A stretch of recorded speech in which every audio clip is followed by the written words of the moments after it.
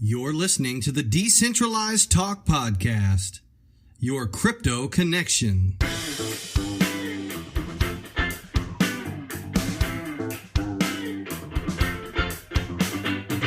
Decentralized Talk. Decentralized Talk.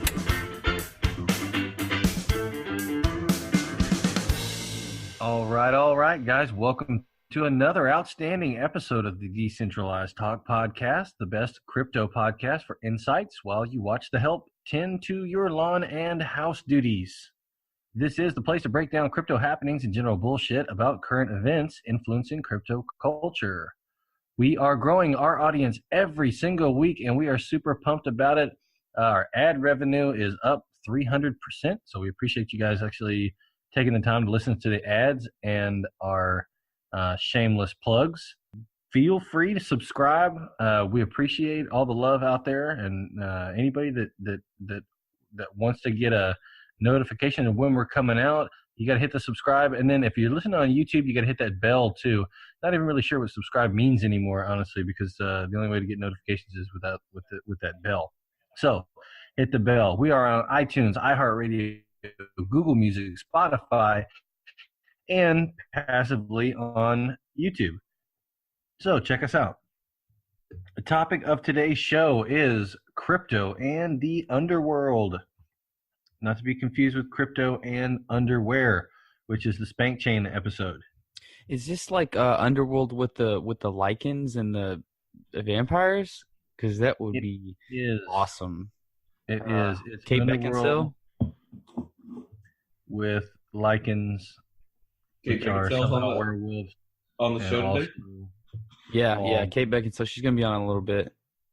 She's you guys can't see it through the audio. Oh, hey, what's up? This is Kate. It's Jennifer Lopez. I don't even know what Kate Beckinsale sounds like, so I don't know how to like. Just exactly like that. That was her. I mean, taco flavored kisses.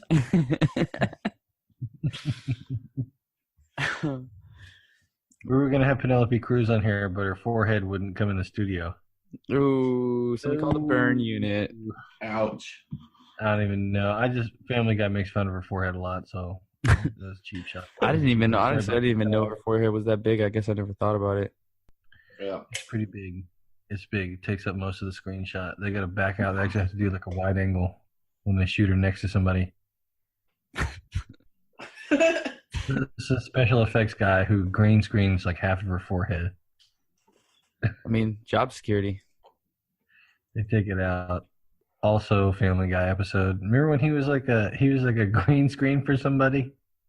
I do remember that. I don't think I saw that one. He's somebody's like personal green screen. Anyways, all right. So, crypto and the underworld. We're going to talk about crypto and viruses, crypto and the dark web, the spooky thing that all the people who don't like crypto use to terrify you and themselves from ever getting involved, which is why it's hard for us to climb over 6,500. Crypto and sidestepping government sanctions. Let's start the show. Crypto and viruses. You ever seen that Diary of a Country Boy or Life of a Country Boy on YouTube? Nope. Crack a cold one and start the day. You got me, man. Nope. No idea what you're talking about. Now we know what you watch on YouTube. Yeah, this is very famous. Me and like 10 million other people. I'm Earl Dibbles Jr. I'm sure somebody listening to this knows this. Mm-hmm. Somebody's like, oh yeah, this being guy. Crack an old cold one or something. Yeah, check it out. It's called Life of a Country Boy. Start the day. So let's start the show. Crypto and viruses. Now this one is weird for me because when I think of crypto, I think of blockchain, and when I think of blockchain, I think about not being susceptible to viruses or attacks. Well, so explain to me where we're going with this one. I think Take me down that rabbit hole. Well, first of all, I'd just like to say that's kind of how I got introduced to Bitcoin, honestly. Oh yeah, tell that Because you're a story. This is hacker. actually cool. Yeah, yeah, because I created a crypto locker virus and asked for Bitcoin in return for everybody's files.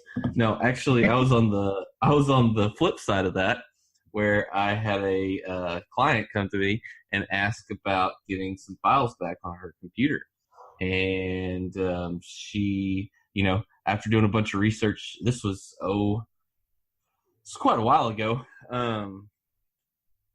I don't remember an exact date, but Like we a got Monday or it was like 4 o'clock on a Monday. About 4:06. Yeah.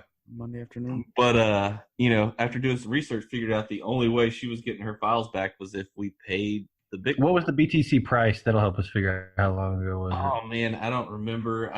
Because it wasn't. They weren't asking for. Are you sure this happened? Yeah, I am sure this happened. The thing is, it was like $300. So they weren't asking for a specific amount of Bitcoin. They were asking for a specific price. And I want to say we had to get like 2.5 Bitcoins to actually pay for her files to come back. And we actually used local Bitcoins. Met this guy at a Starbucks and bought a couple of Bitcoins and went back and sent them to the hackers and got her files back, and she was happy. But Yeah. Man, that's crazy. Yeah, Typically- no, that is crazy. When the story goes to met this guy at a Starbucks, it goes in a totally different direction.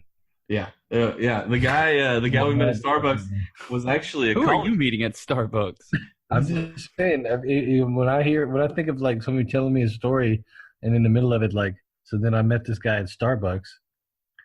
I don't know where that's going. Probably, we had some coffee. But the guy was a college. I want to know what you are doing at Starbucks. Yeah, I mean they sell coffee. Yeah, but I mean, I guess you could finish that with like, and then he bought my old Game Boy on Craigslist, Well, or I did that he too. took me back to his rape cave Yep. and locked me into a dungeon for 8 years. I think statistically, if you meet somebody at Starbucks, I think that's usually, the majority of what happens is you go back Rape to a cave, rape yeah. cave, Yeah. It's just one of those days. Speaking of rape caves, crypto in the dark web, where you could probably buy a rape cave. You could like buy a fully outfitted rape cave. Oh, They just I'm sure. design it to you. On clearance. Yeah, But on clearance. I think Yeah. we didn't hit on the Still viruses, really but going. we kind of only hit on the viruses for about 30 seconds. Oh, you have more to contribute on viruses?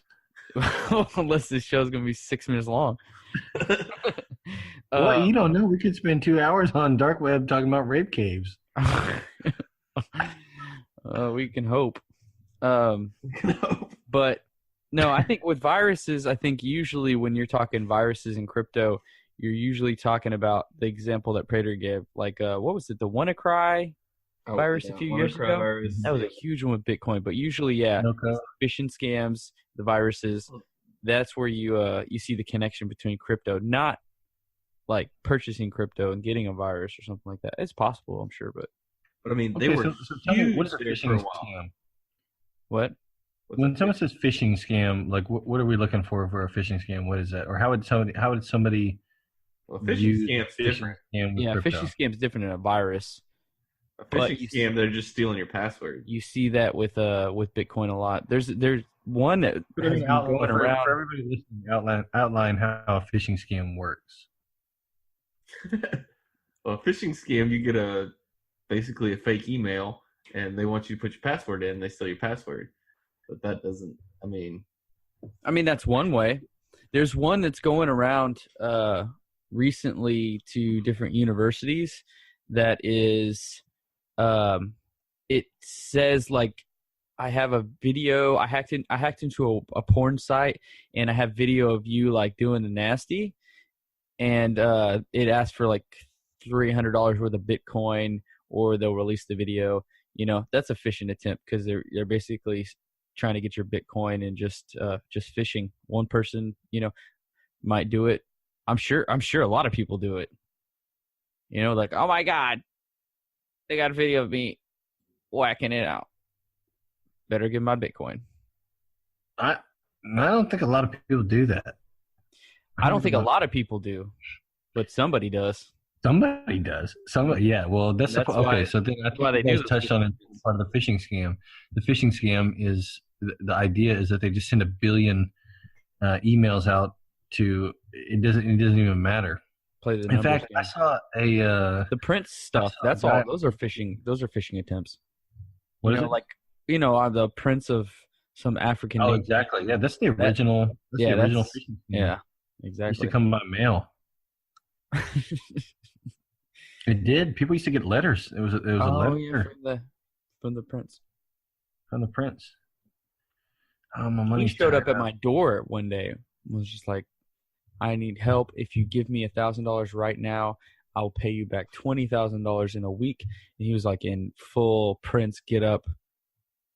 Did you just tell him, like, why don't you just pawn your Prince get up? I obviously gave him all the money that I had.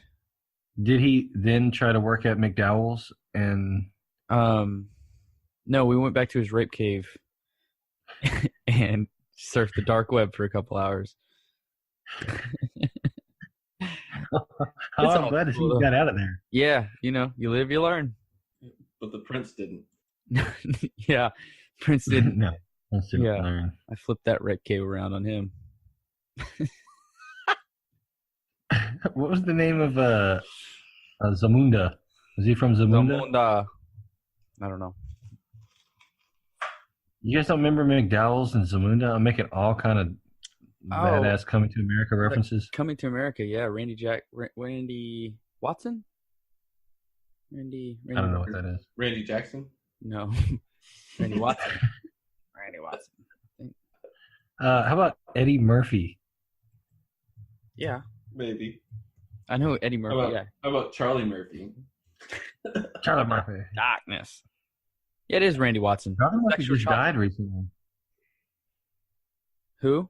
Didn't Charlie Murphy just die recently? Yeah, he did. Did he really? Mm-hmm. Yeah, he did. I mean, he didn't kill himself like Robin Williams. No, I don't.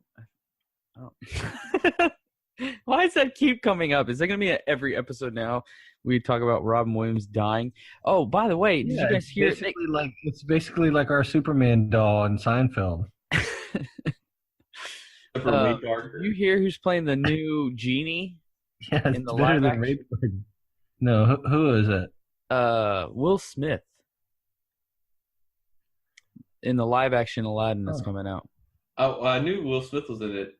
I thought he was going to be. No, he's gonna be the genie in Aladdin.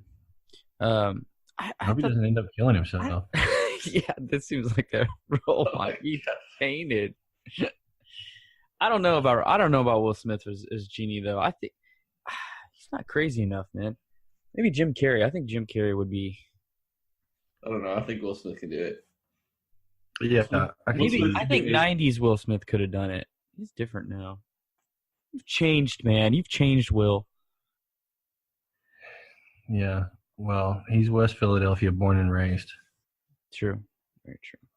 On the playground is where he spent most of his days. So speaking of playground where you spend most of your days, the crypto and dark web. Yeah.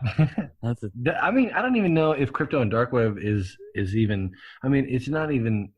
It's the original.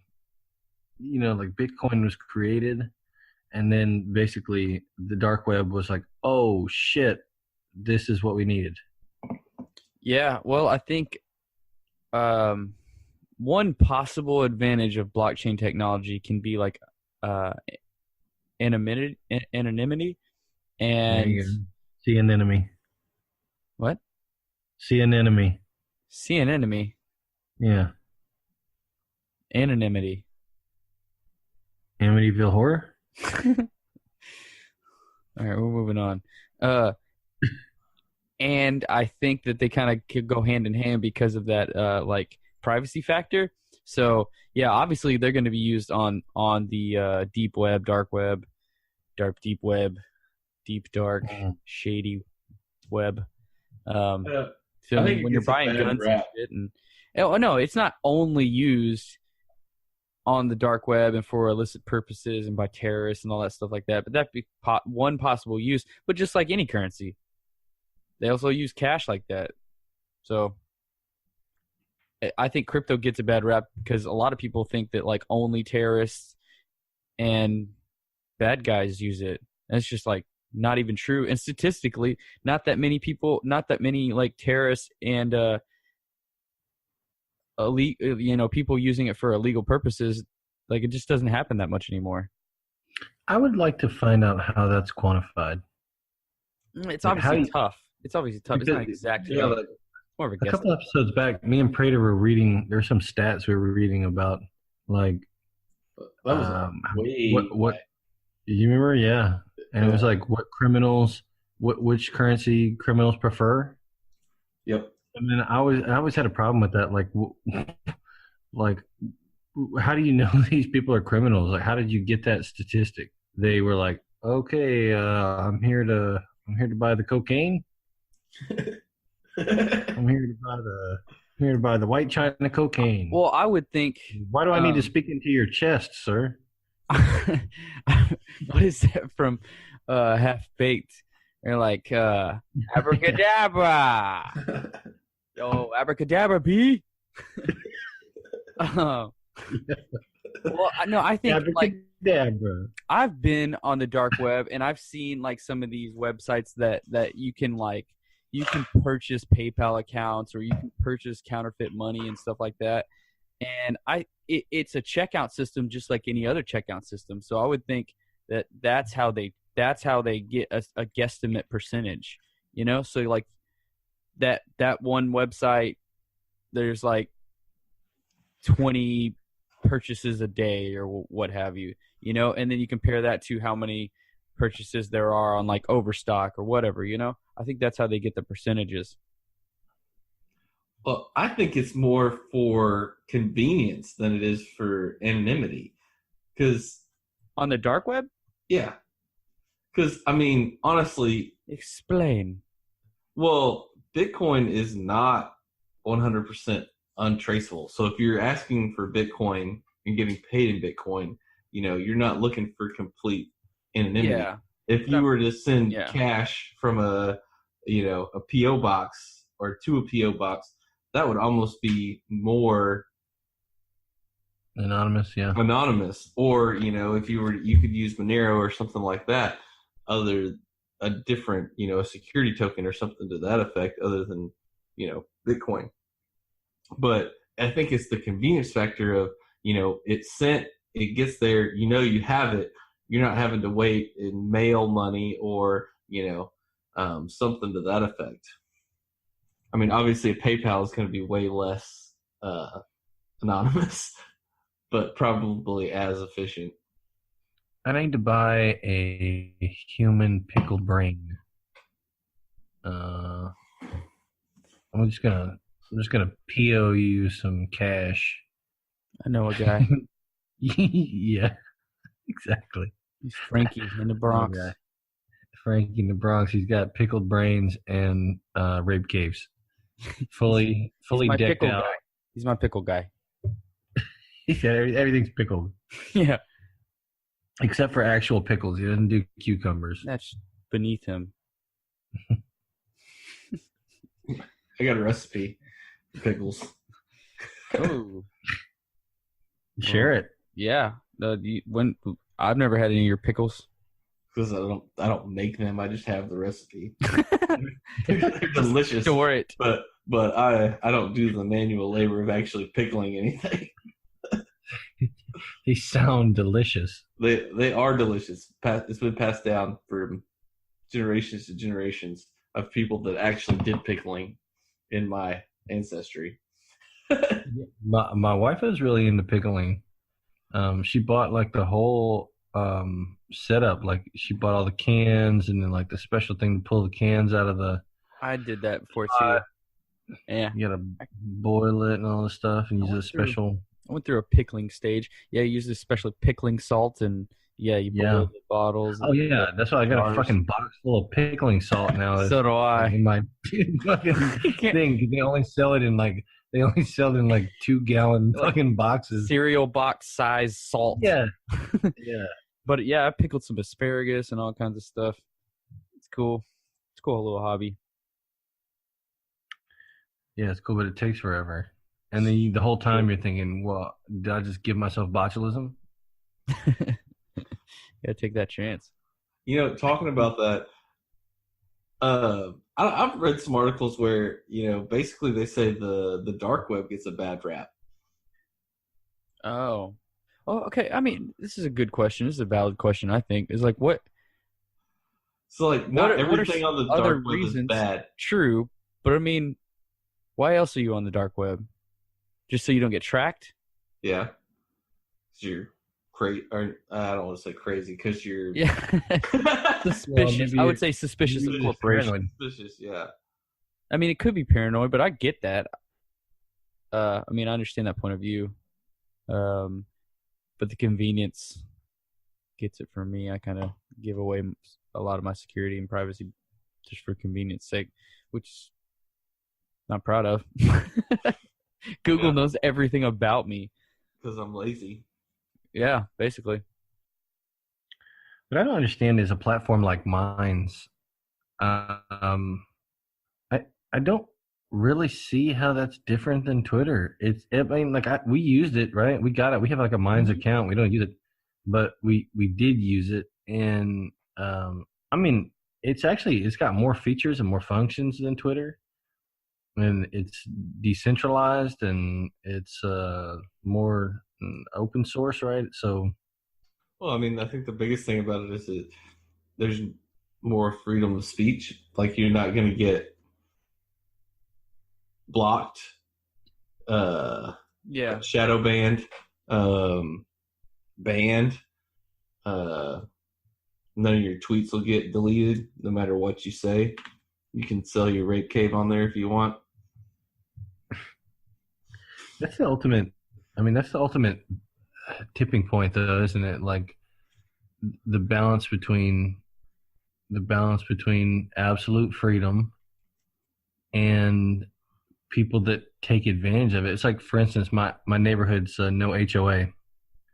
So, you know, as a libertarian, I thought, fuck yeah, I'm gonna get me a no HOA house. I live on a half acre in Houston.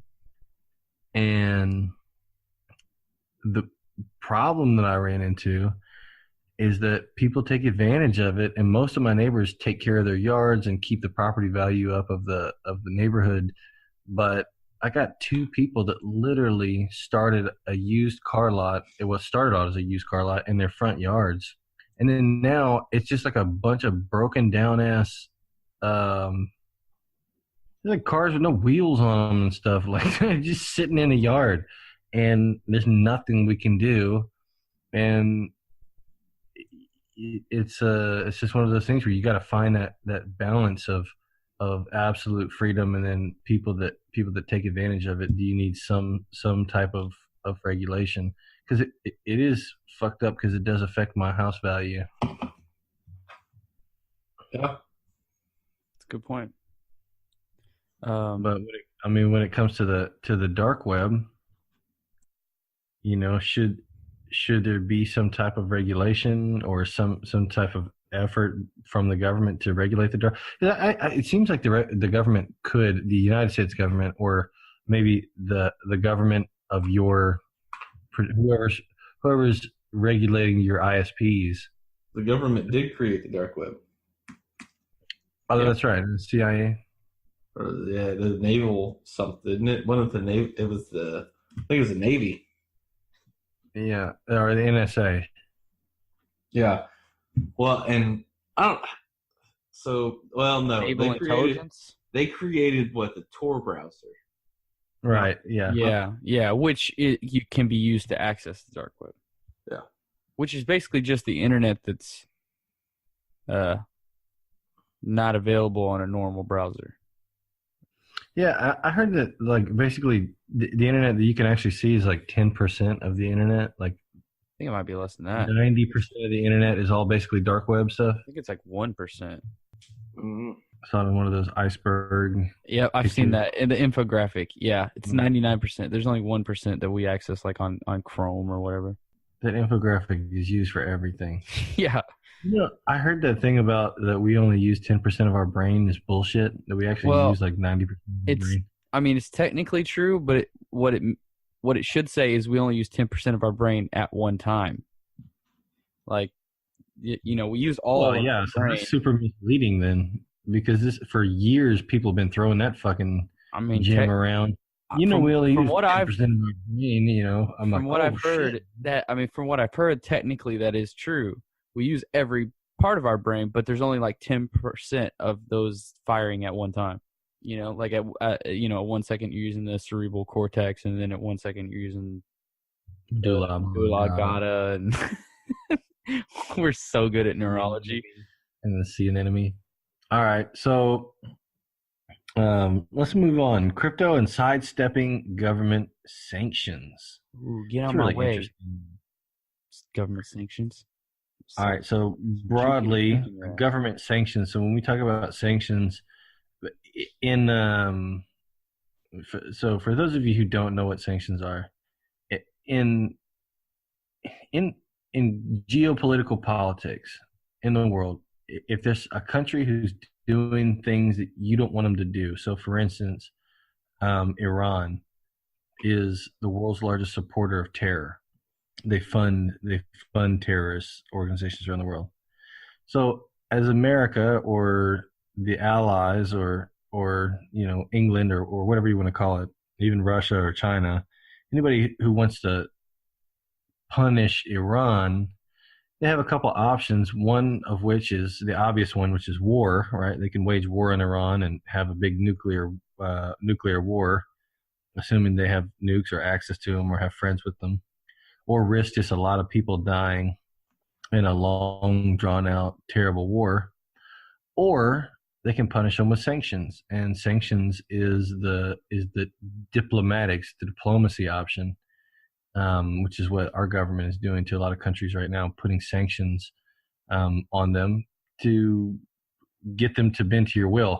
Now, whether or not you agree with what we're doing now or what we've done in the past is irrelevant, but just what is a sanction? A sanction is when America or when one power puts economic pressures, they ban trade, for instance, that's a sanction. Or they tell people that you're not allowed to buy specific goods from that country, and maybe that's a good that they export. So for instance, oil. So if you buy oil from Iran, then that would be something that America would say, okay, well, if you buy oil from Iran, then we're not going to buy any of your pencils, and you're a company that makes a shitload, or you're a country that makes a shitload of pencils. So you say, okay, I'm not going to do that.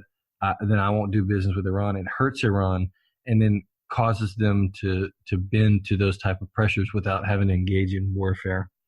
And one of the ways that, like, for instance, North Korea right now, North Korea is like the number one like crypto country for some reason.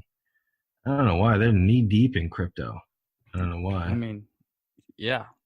Well said. I think you don't know why. I mean, nobody really wants to do any kind of business with North Korea, and they don't really want to do any kind of business with anybody else. So crypto is kind of the best asset for them to, exchange anything with. Well, that's exactly right. I mean, when the governments of the world get together and say nobody can do business with North Korea, we're not going to do business with you, then North Korea can transact in crypto and then not get caught with other countries. Finds a way. Life finds a way. Life finds a way. Except it doesn't on any other place than this planet, which is weird. I mean, we're assuming that we've seen. Yeah, that we've seen. I don't know. I'm beginning to lose my faith in aliens. Well, I'm sure they're real upset about that. Yeah. They're like, no, subtle's not him. they're listening. They'll be down. Yeah. And we're like, Oh, well, gosh. did you hear what those motherfuckers at the Decentralized Talk podcast said about us?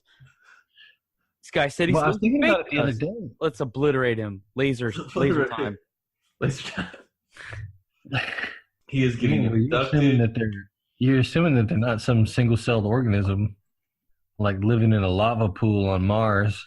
I mean, maybe, but they still got Dude, lasers. They're still listening. All aliens listens to the podcast. Yeah.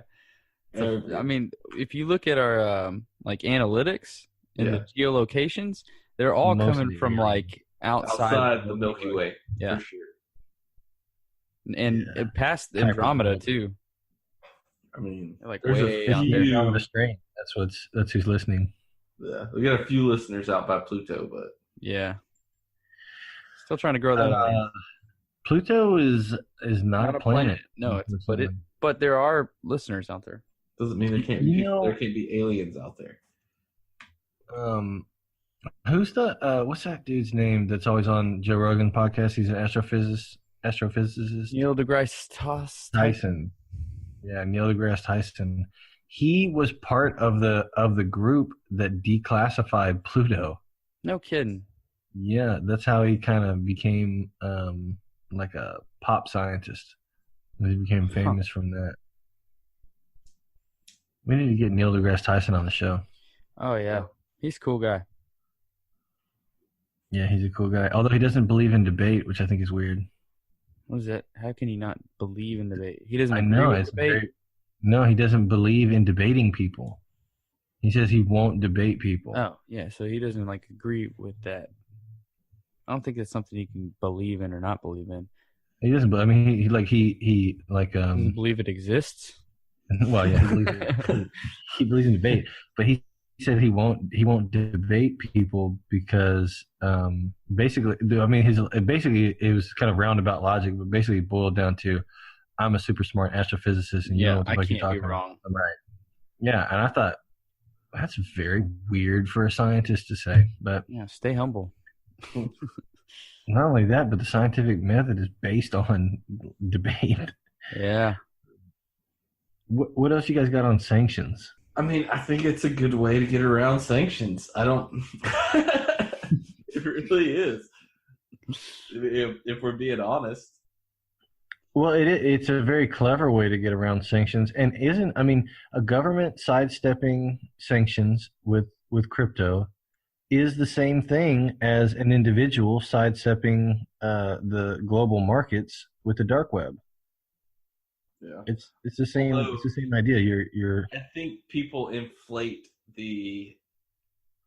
how much it happens to sanctions or dark web. All of it. Just this whole segment. I think it gets inflated by the haters, by the media, or the people that are anti-cryptocurrency. Yeah, it's their only. Yeah. So as this grows, okay, and use becomes more and more, part of that use is going to be the dark web and sidestepping government sanctions. So when do you guys, if ever, when is a government going to step in and say we're cracking down on this, or we're going to somehow try to? I mean, they're trying to. They've been trying to. Yes, and I mean, they're going to want to. Before cryptocurrencies, what did they want? They wanted to crack down on it before, anyways. I mean, they just. I mean, the strangle points or the failure points are at the exchanges, right? That's, where you can buy and sell them. That's where they can shut it down, so you can't buy and sell them. But I mean, with the technology out nowadays, it's just no way to really shut it down. It's just to make it more difficult. Because, I mean, you can always get a VPN and pretty much do whatever the hell you want on the internet. So it's like, but the average person isn't going to get a VPN and do all that kind of stuff. So they just make it more difficult. You know what I mean? I mean, obviously they can't just like block Bitcoin. It's a global network. But yeah, the failure points are at the exchanges. So it'd have to be some kind of a decentralized exchange but also easy enough for like average day people to use. Well, and I have a family that lives in Abu Dhabi, or did, and they said that over there, that you can't buy a VPN over there, and so the government highly, highly monitors and regulates internet traffic. All the websites are like, it's basically like whitelist, and it's all super highly tracked and regulated. China. It's like impossible to get a VPN. You can't even, like on Amazon, like those items are blocked from being able to be sent to Abu Dhabi. And like so for somebody to get, and like one of their friends is a Cisco engineer, and even for that person to get a VPN over there, it was extremely complicated. But they have what? Well, China? I don't know if you're using that correctly, because I mean, What? a VPN is just you don't need to buy anything from Amazon. Well, you can get a hard device VPN, a token. I guess, Token generator. Token generator. One thing though that I did notice is China. When I was in China, I couldn't go on Google. I couldn't send an email out from my Gmail. It didn't send out until I was out of the country. And you probably wouldn't be able to buy, download a VPN or anything like that. You got to take care of that kind of stuff before you go to those countries, I guess. But just the fact that the governments are doing that is pretty crazy, you know. They're censoring the information that we get, and I mean our country does it too, just in different ways. But so much oppression and censorship in the world today. This oppression will not stand, man. It's aggression. Well, yeah, but I was trying to like tie in what you were saying. Oh, neither will not stand. So It's Italian. Earl Dibbles Jr. Crack a cold one and what? Get the show I'm getting the show started. Crack a cold one and start the day. I love the one guy that's going to be like, yeah, that's my shit. Yeah, right. It's like 12 million people. Does it listen to our show? Yeah. Yeah, but how many listen to that YouTube show you're talking about? Well, now after it gets launched on here, like there's no telling. Yeah. Moon. Yeah. Moon, Earl Dibbles Jr. I'm Earl Dibbles Jr. That was it. 6,212,026 views. Is that the guy that like takes shots of whiskey and does backflips and goes like? Is that guy? No. I mean, I don't know. It might be, but no. It might be. Is that him? No. The Redneck Ninja? No. No. Is he either you guys know what I'm talking about? Chops. Yeah, I know who you're talking about. No, I don't know who that is. This is Earl Dibbles Jr. Well, Rattle for I buck. think we're out of shit to say, guys. Yeah. We've been rambling on for like 8 minutes. Alrighty, guys. Well, that about wraps things up for this episode of the D. Be sure to tune in next week, where we attempt to interview someone from something. Stay tuned to find out if it's interesting or not. I assume that it will be, because we're looking out for you. I'm not going to guarantee anything, though. I'm not going to make any promises here. I'm not gonna guarantee that it'll be interesting. It's guaranteed. Guaranteed. That's the Cajun guy. That's Casey Jones. Casey and JoJo? Casey Jones was Ninja Turtles. Yeah, he was Cajun, right? I don't think so. Pretty sure Casey Jones. Oh no. Who was it? Casey. The Cajun guy was like, he looked like Gambit. From Ninja Turtles? Yeah. He was a hockey player. I don't remember. No, that's him. Casey Jones. Yeah, Casey Jones is the hockey There's player. many Cajun hockey players. No. You're mixing them up. No, Casey Jones was the hockey player for sure. But the Cajun guy was I don't know, some other character. I don't know. Have you been laying in bed this whole time? Yeah. Did I just see your legs? Yeah. Oh my god. Okay. Woohoo!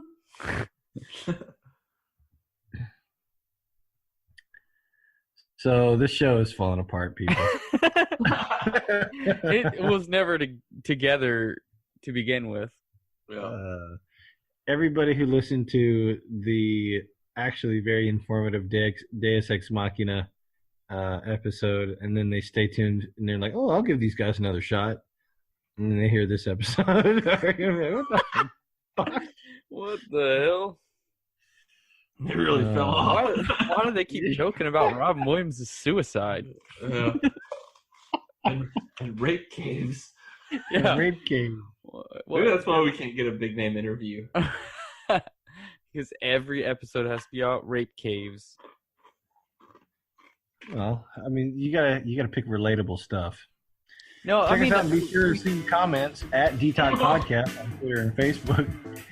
we did talk about having sex, or like animals having sex or something. Oh no, it was what was it, Build-A-Bear or something like that? I don't know what you're talking about. Animals do have sex. No, I know. The last episode we were talking about Build-A-Berg, and you were like, they have an underground cult where they fuck animals or something. I thought you said Build-A-Bear. Like the thing in the mall for kids. Yeah, I did say that the first time. No, the Build-A-Bear group. Yeah, then I remember. Oh, God. Check us out and be sure to send comments at DTalk Podcast, Twitter and Facebook. Decentralized Talk on iTunes, iHeartRadio, Spotify, and possibly Music Coin. I mean, there's still a thing. Yeah. Yeah, it's still a thing. It's there. It's hanging in there. It's hanging in there. Link to the website in the description below. Stay decent, cryptos.